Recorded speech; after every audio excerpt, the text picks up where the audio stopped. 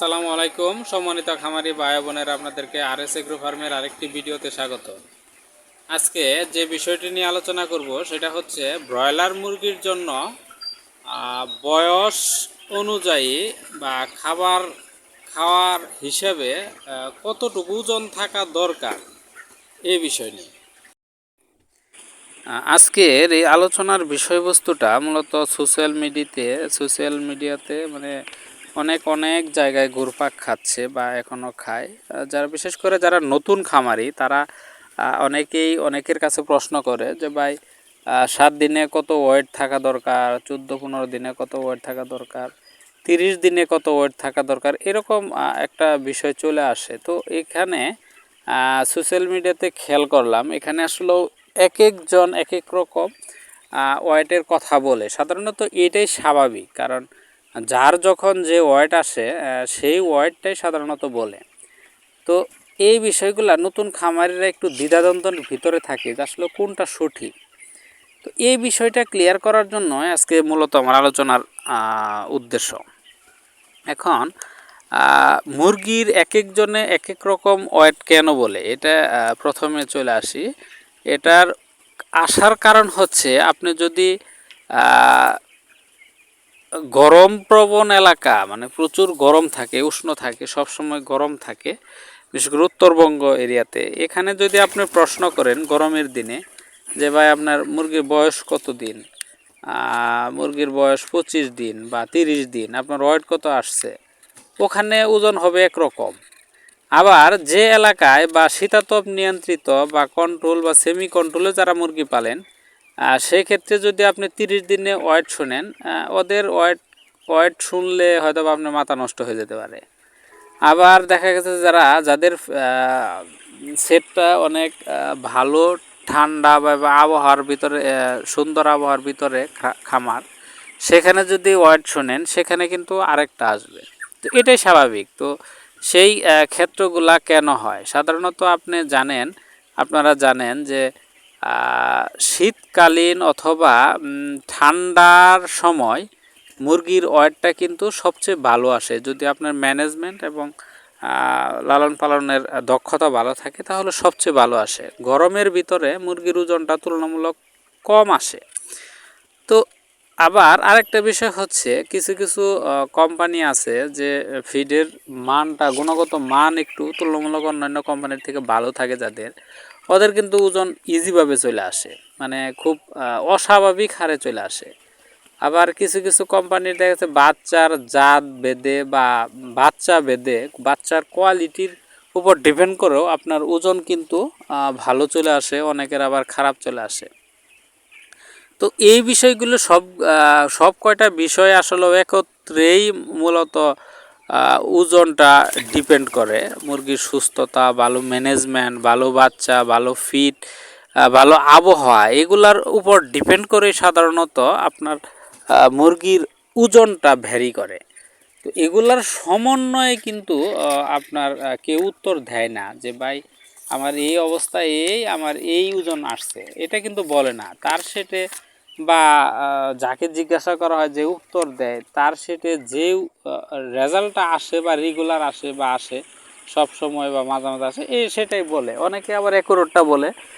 একরোটটা বললেও আপনার অনেক সময় ঠিক হবে না, কারণ কি কোনো কোম্পানির চার্ট যদি আপনি ফলো করেন সেই ক্ষেত্রে যে ওয়েটটা আসে 30 দিনে তারা 1750 প্রিফার করে। তো 30 দিনে যদি আপনি 1750 ওজন আনেন ব্রয়লার মুরগির ক্ষেত্রে, সেক্ষেত্রে কিন্তু আপনার লস হওয়ার সম্ভাবনা অনেকখানেই বেড়ে যাবে।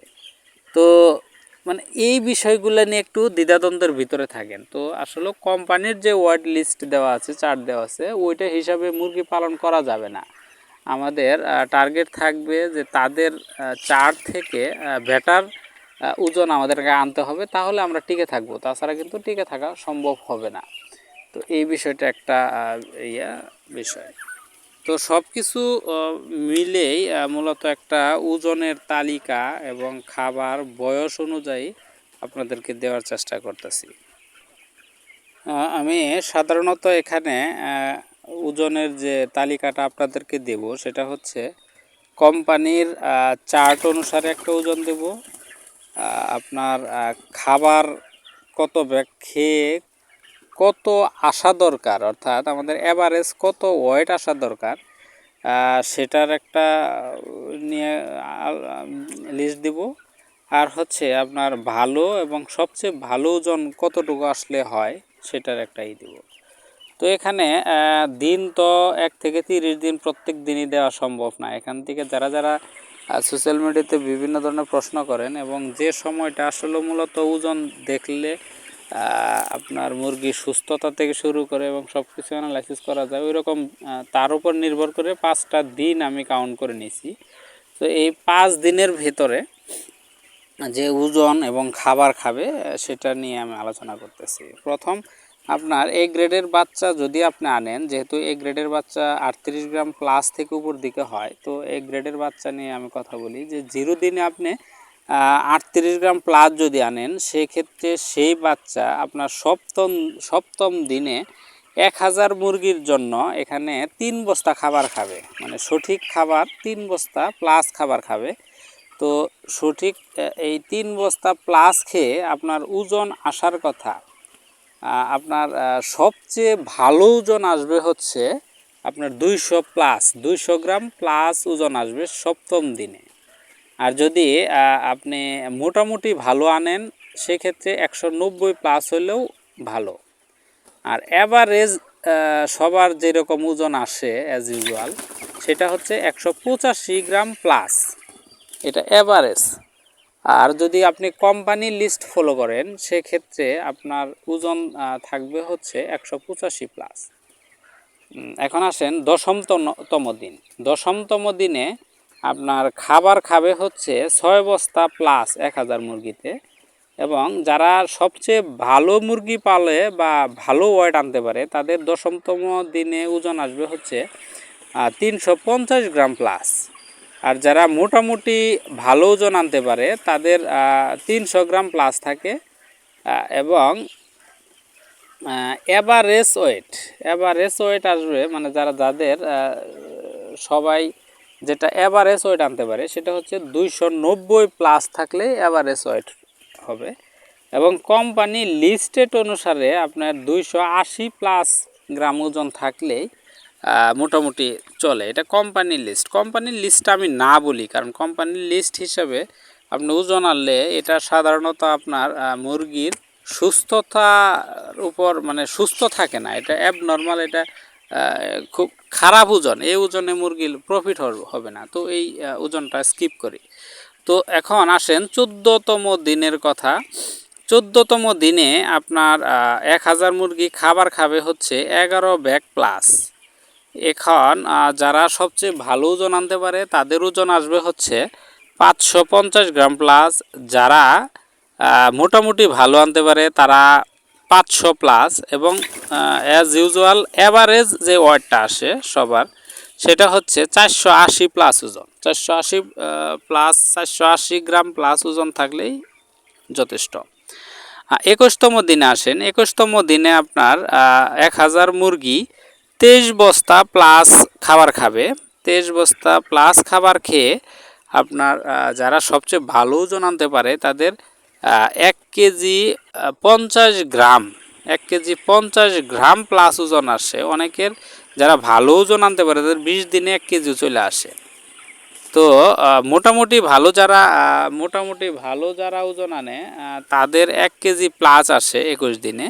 এবং অ্যাভারেজ ওয়েট হচ্ছে 21 দিনে 950 গ্রাম। 21 দিনে 950 গ্রাম ওজন আসলেই মোটামুটি অ্যাভারেজ একটা আপনার ওয়েট পাবেন। এখন আসেন 30 দিনে। 30 দিনে আপনার 1000 মুরগি খাবার খাবে হচ্ছে 50 ব্যাগ খাবার। 50 ব্যাগ খাবার খেয়ে যারা ভালো ওজন আনতে পারে, তাদের 1.95 অর্থাৎ 1950 গ্রাম থেকে 2 কেজি পর্যন্ত ওয়েট চলে আসে, যারা খুব ভালো করে।